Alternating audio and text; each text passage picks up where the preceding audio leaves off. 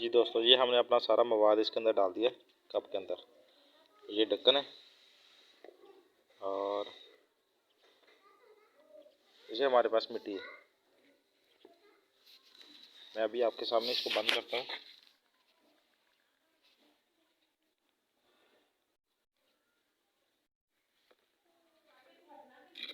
एक बार बंद हो गया तो फिर इसके ऊपर कपड़वटी करना आसान रहती है, मोबाइल हाथ में रख के।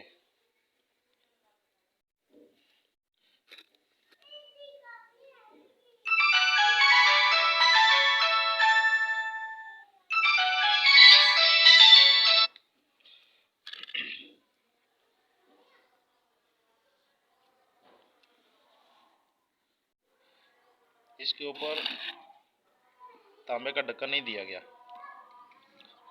सिर्फ ये मिट्टी वाला ही ढक्कन दिया गया है।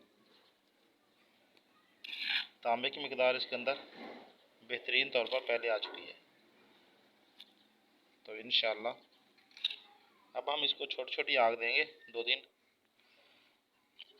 पाव पाव आग बढ़ाते जाएंगे। 4 आंच आ जाएंगी, एक एक पाव बढ़ाते बढ़ाते।